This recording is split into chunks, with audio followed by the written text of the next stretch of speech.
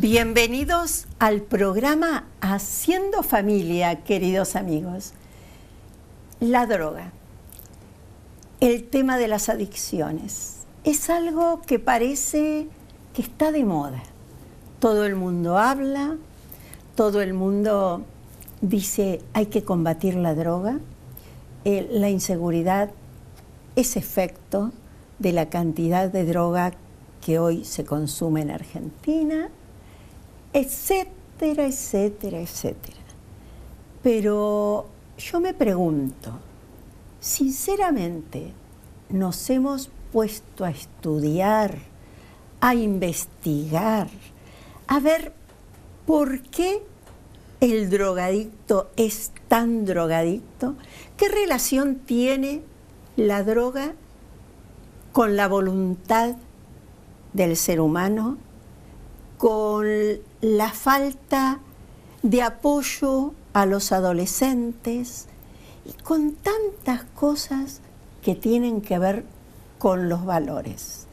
Para hablar precisamente de este tema, hemos invitado a la doctora Raquel Bolton. Bienvenida, Raquelita, a nuestro programa. Gracias, Olga. Raquel hace mucho tiempo que no tan solo se interesa por el tema, sino también ha escrito libros, ¿no es cierto?, sobre el tema de las adicciones.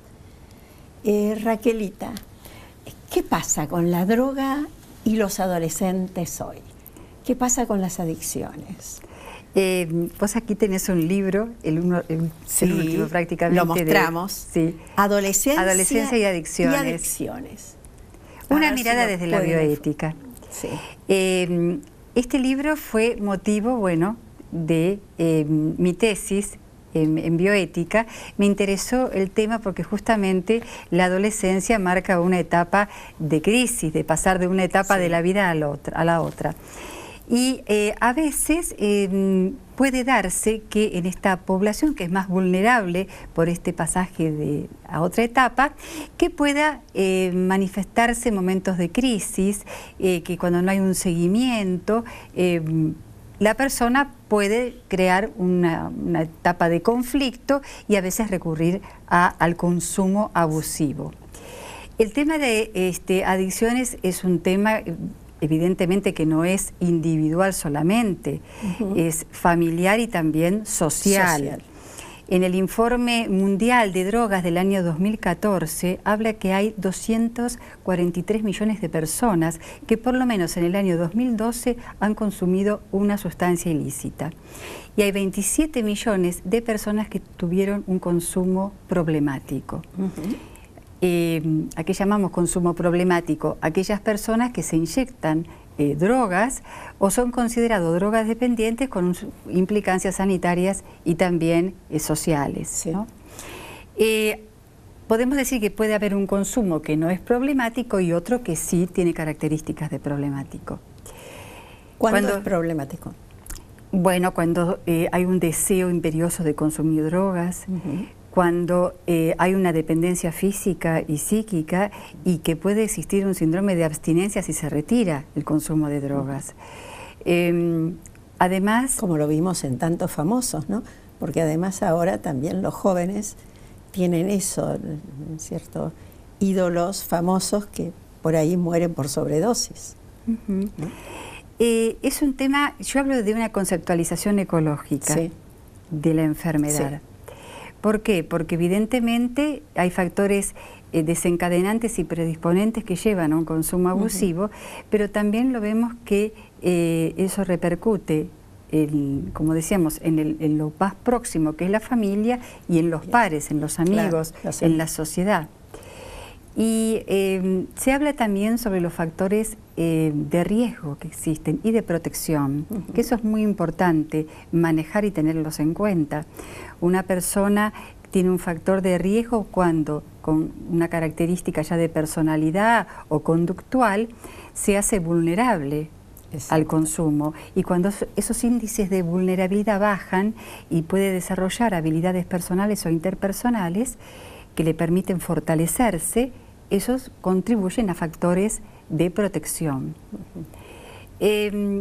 en mi experiencia, cuando soy invitada por distintos lugares a hablar de este tema, generalmente no solamente concurren las familias que están interiorizadas en el tema, sino también aquellos que están en la etapa de formación, los docentes. Claro, ¿no? que es tan importante. Es muy importante, porque esto le da, es decir, la escuela es un espacio, yo diría, privilegiado para que tengan esos espacios de diálogo, de reflexión, de contención, que luego, por supuesto, van a ser completados con la familia. Es muy interesante las estadísticas, es decir, yo como médica me interiorizo en lo que es la estadística, porque eso me puede dar pautas de cómo hacer el abordaje de esta patología, que es una enfermedad. Es una enfermedad porque hay, es decir, hay un compromiso del sistema nervioso central provocado por el consumo de drogas que verdaderamente lo altera y que es decir, provoca esa dependencia de que estábamos hablando, física y psíquica. Y hay interesantes estadísticas, sobre todo de la Secretaría de Drogadependencia y Control del Narcotráfico, ¿no? Desde el año 2001 hasta el presente, la última creo que fue en el 2012, que se hace sobre la población de estudiantes de enseñanza media, ¿no? Entonces trata de ver cuáles son esos factores que llevan al consumo de sustancias, que sabemos que hay algunas que son ilícitas, pero otras son permitidas socialmente, hay una tolerancia social. El tabaco y el alcohol. Y lo importante cuando uno revisa estas estadísticas es que aquellas personas que consumen estas drogas socialmente permitidas da origen como una puerta de entrada a las otras, ¿no? Entonces uno empieza a investigar ¿y por qué consumen? ¿Qué es lo que les falta? ¿No?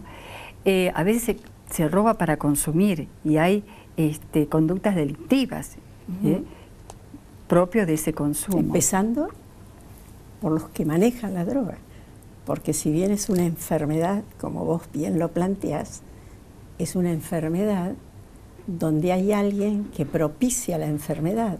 No es como una enfermedad que, bueno, te viene por una anomalía tuya, una falta de defensa. Detrás de esto, si bien no es nuestro tema analizarlo, hay un gran comercio internacional, un gran negocio, y enferman a los chicos para que precisamente sean consumidores. Es una enfermedad que ayuda al negocio de otros. Entonces ya ahí escapa un poco, ¿no?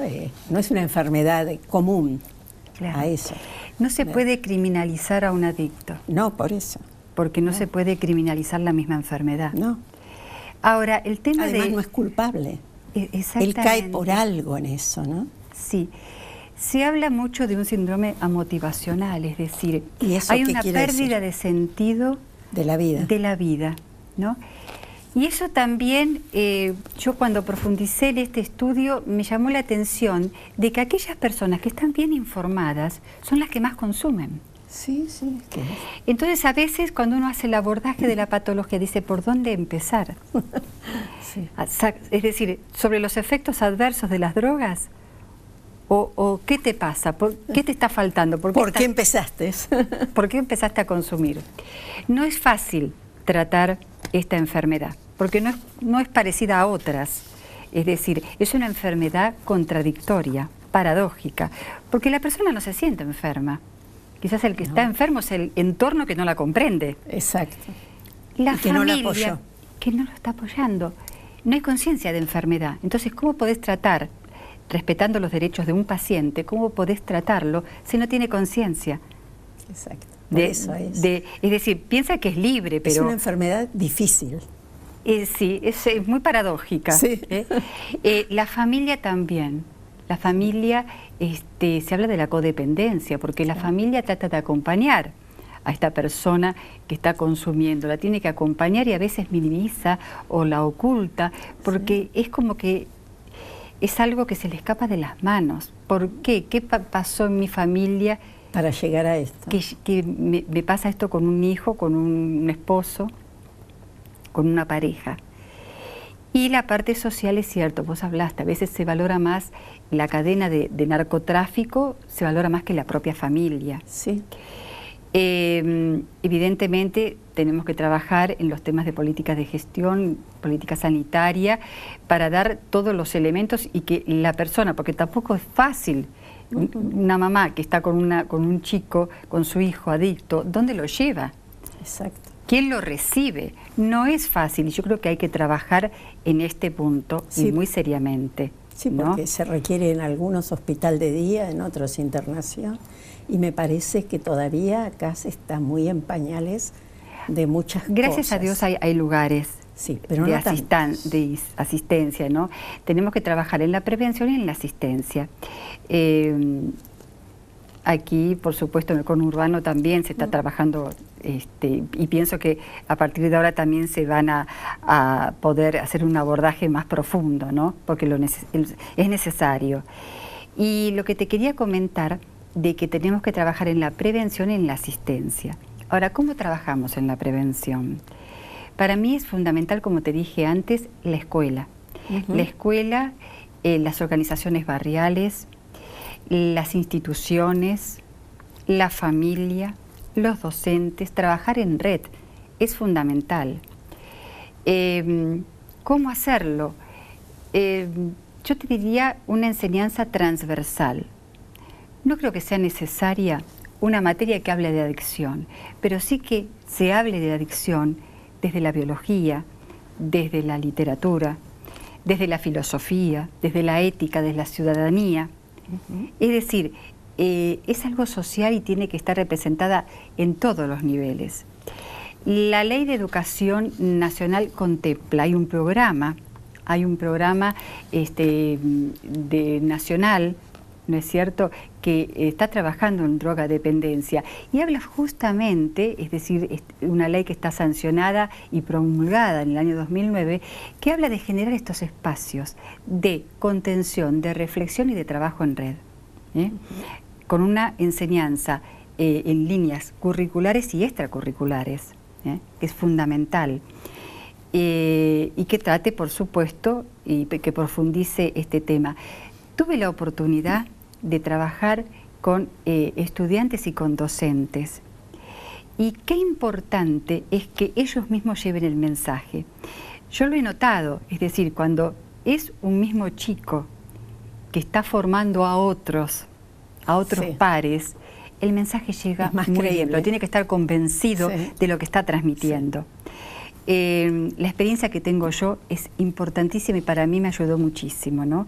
Es decir, el acompañamiento, la guía, pero el mensaje tiene que ser dado por los pares, y por supuesto, cuando hablamos de la familia, el rol de la familia es fundamental. Es preventivo natural, el seguimiento, el acompañamiento, saber, es decir, que hay, por supuesto, hay cambios de hábitos, cambios de conductas, cambio de amistades. Tenía un grupo de chicos con los cuales eran mis amigos, pero ahora tengo otro grupo. Cambié mi sueño, mis hábitos de estudio. Sí, además hay un montón de pistas en las que los padres se pueden dar cuenta. Hay algo que no es como antes. Entonces, están más nerviosos, mienten, están a destiempo en los horarios. Exactamente. Irritables. Se van dando un montón de cosas, no les gusta tanto compartir, como que ocultan algo. O sea, hay muchas pistas. Hay muchas donde pistas. Si los padres están atentos, se puede vislumbrar, ¿no? Exactamente. Y tenemos una ley de educación que contempla esto. Ah, qué bueno. Y lo que más importante es que tenemos docentes y formadores que están interesados en el tema y que quieren prepararse. Por eso te hablo de la experiencia que he tenido, que fue riquísima, porque veo gente comprometida, ¿no? Claro. Y si esto está apoyado también por una gestión del Estado que lo acompaña, pienso que este mensaje va a ser muy importante. No es fácil, no es fácil, sabemos que no. Solamente acompañar. También en este espacio, que es también la iglesia, que está presente, yo te quería decir que hay una comisión de drogadependencia en la Conferencia Episcopal Argentina que también desde la Iglesia se está acompañando. Sí, que eso es re importante. Es importante. Sí, sí, sí. Porque la Iglesia además también, muchos jóvenes van a las parroquias, los tratan, y yo sé de casos donde con la ayuda de la Iglesia los chicos pudieron salir, habían entrado, pero era leve y pudieron salir. Esto no quiere decir que todos pueden salir de la misma forma. Vos sabés bien, Raquelita, que hay distintos niveles. Hay distintos niveles y también hay estadísticas que hablan, así como hay estadísticas en Cedronar que son muy importantes, que son las que yo trabajé en el libro, que me parecieron muy interesantes porque marcan una realidad. También está la estadística del 2009 de la Conferencia Episcopal Argentina en la Comisión de Drogadependencia, que habla también con elementos muy significativos al respecto. Raquelita, ¿hay una droga menos nociva que otra? ¿Hay drogas buenas y drogas malas? Vos sabés que se habla de drogadicción, se habla de consumo abusivo y se habla de toxicomanía. Estudios, y basándonos desde el punto de vista científico y estadísticos, y desde la realidad cotidiana, vemos que toda droga, al hacer impacto en el sistema nervioso central con un uso repetido, evidentemente trae consecuencias. A veces pensamos de que yo la puedo controlar, que es recreativa, solamente los fines de semana. Pero si esos fines de semana se van acumulando, esa misma droga también se acumula en nuestro organismo. Entonces, cuando está implicada mi libertad, mi capacidad de decisión y de reflexión, ¿hasta dónde yo puedo decir basta? ¿Hasta dónde puedo controlarla? Quizás hay personas que lo pueden hacer, ¿por qué no? Tienen un control riguroso, pero cuando estamos hablando de lo general, no podemos caer en ese uso recreativo, porque hay una plasticidad biológica y todas las personas no somos iguales. Exacto. Hay una relación entre la formación de los hijos en la voluntad y la drogadependencia. Se habla mucho de acompañarlos en lo que es la autoestima, en lo que es la capacidad de poder decir, de elección, de decir no, porque a veces está la presión de los pares, la inclusión, ¿no? Yo para ser incluido necesito compartir lo que hacen los demás. Claro, como esos chicos que se visten de negro y con cosas si no soy marginado. Entonces, trabajar en esas habilidades personales positivas, en los valores y las virtudes que podemos tener, conductas virtuosas en cuanto a que yo puedo manejar, que yo sé que soy valioso y que puedo decir no ante ciertas circunstancias, eso también corresponde a la familia, ¿no? Y a la educación. Claro. Sí, sí. Pero a veces cuando está muy comprometido esa persona desde su voluntad y desde su libertad, no se puede decidir y no se puede hacer la elección. Claro. ¿No? Somos libres de hacer con nuestro cuerpo lo que soñemos, ¿no es cierto? Pero somos responsables de esa conducta, porque si no caemos en el libertinaje. Claro. Entonces tiene que ver la formación en los valores. Sí, los valores como condiciones positivas que jerarquizan a la persona humana. Claro. Sí, porque de pronto hay reglas, ¿no? Los orientadores familiares decimos que se enseñan las virtudes con el ejemplo, ¿no? Como ser, si un chiquito ve que su mamá es ordenada o que las mamaderas de la mamá son ordenadas y después ve que su casa es ordenada, va adquiriendo el hábito del orden y si bien él al principio es desordenado ante la insistencia de los padres de ordenar el cuarto, termina aceptándolo cuando ve que es bueno para él, ¿no? Pero por eso te decía, yo veo que acá en esto de lo que estamos hablando, veo una relación entre la educación, la fortaleza con que hay que educar e imprimir en los chicos, fortaleza que no quiere decir una vida fácil. Que a veces los papás creen que hacerle la vida fácil al hijo lo ayuda y sin embargo no le da posibilidades para fortalecerse, ¿no? A veces el dolor, el encontrarse con la realidad, el pasar problemas, hace que el chico se haga más fuerte, ¿no? Sí, hablamos de factores de riesgo en la persona que consume, pero también está en la familia, porque una familia que consume es una familia de riesgo. Desde ya. Que no puede transmitir los valores desde ni ya. siquiera un mensaje claro. Yo conozco un caso de una persona que ella toma mucho alcohol, es alcohólica y es médica, y me contaba, dice, ¿sabes por dónde pasa el tema? En mi casa siempre había oportunidad para el brindis. El champán y la botella de vino siempre estaban al alcance. Y yo me crié así, desde chiquitita. Y bueno, llegó un momento que, viste, la pudo.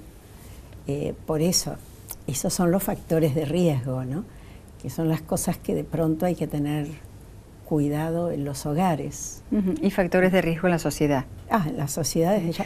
Vos viste que está la previa ahora antes que las chicas van a bailar, que toman alcohol antes de irse a bailar y ya se van medias bailar. Y a veces, te cuento que a veces, es decir, ¿cuántos papás, no todos, pero prefieren hacer la previa en la misma casa? Sí, exacto. Esas previas. Para, bueno, y después todo el tema, hablamos de droga, tenemos que hablar de sexualidad, que sería motivo de otro programa. Claro, porque se desvaloriza, el drogadicto se desvaloriza mucho, porque desvaloriza su cuerpo. En cuanto a la sociedad, los factores de riesgo que tenemos que contemplar es que siempre existan posibilidades de trabajo, posibilidades de estudio, es decir, dar esas herramientas para que uno pueda tener un proyecto de vida, un proyecto de familia también, ¿no? Exacto. Eso también no solamente corresponde a la familia, sino también la sociedad, el Estado que acompaña. Sí, entonces, bueno, que Dios quiera esto prospere y sigan involucrándose distintas partes, ¿no? Sí. Yo creo que la escuela es la continuidad del hogar. Entonces, qué interesante que haya maestros preparados, como vos decías, maestros que se interesan y que les gusta. Pero para eso también necesitamos una continuidad desde el Estado.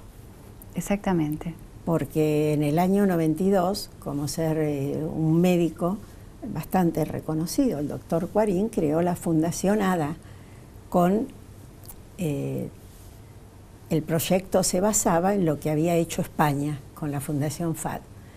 Y ¿qué se vio? Que prepararon 7.000 maestros de todo el país,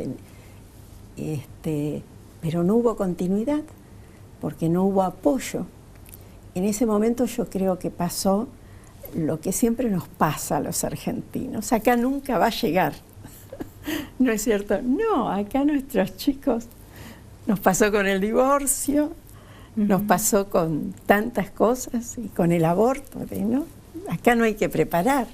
Acá eso nunca llega, estamos muy lejos en el fin del mundo. Sí. Pero las cosas llegan hoy día. Sí, como aquel país que se dice que es de tránsito y de producción. Exacto. Así que bueno, sí, en todos los niveles. Pero a veces uno cuando habla de este tema, es como si lo hiciese desde el marco teórico. Y decir, la realidad es tan difícil. Sí, ya el sufrimiento de la familia es tan terrible que uno... ¿Por dónde empiezo? Sí. ¿No? Bueno, yo creo que... Es que además es un camino que está sin andar todavía. Exactamente, creo, es difícil. Porque uno lo puede comentar, puede decir, puede dar las herramientas para abordaje, pero ¿cómo atendemos esa realidad de que a las madres se les mueren sus hijos? Y eso es de todos los días, ¿no? Exacto. Bueno, empezamos de a poco. Muchísimas gracias, Raquelita. Me quiero ir con unas palabras de tu libro, porque por lo que estuve viendo, recoge muy bien el tema de las adicciones. cada capítulo tiene un cuestionario, porque está diseñado He para visto. que se Para trabaje en las se escuelas piense, se analice. y que se trabaje con los mismos chicos, ¿no? Que ellos mismos traten de establecer esos vínculos, Exacto. ¿no? Para poder trabajar. Bueno, me quiero ir con las palabras de tu contratapa. No hablar, no poder expresarnos, eso significa la palabra adicción. Adicción, un mundo que está incomunicado y solo con el resto del mundo. La incapacidad de relacionarse sumerge a quienes padecen este doloroso flagelo en la soledad y el aislamiento. Adicción no es signo solamente de una patología individual, sino tiene un componente social muy importante. Queridos amigos, creo que en este tema no solo están involucrados los padres y quien lo padece, sino la sociedad entera. Porque una sociedad que no mira, que no entiende, que no comprende, que no se ayuda, que no ve al otro como un hermano, está perdiendo mucho y está dejando sola a mucha gente. Este es un desafío, pero un desafío de todos. Esperemos que las nuevas autoridades sepan enfocar y poner motor a todo el trabajo de personas que como Raquel, que como la Iglesia y tantos otros actores de la sociedad están tratando de empujar, porque es un tema no individual, sino social, porque atañe a lo que es la sociedad entera. Un drogadicto no está aislado, está dentro de un círculo, está enfermo, pero esa enfermedad se puede transmitir. Tenemos que pensar, analizar y estudiar y ver caminos para poder conducir al hombre a vivir en libertad, que eso es lo que todos queremos. Muchísimas gracias por acompañarnos y será hasta el próximo programa, si Dios quiere.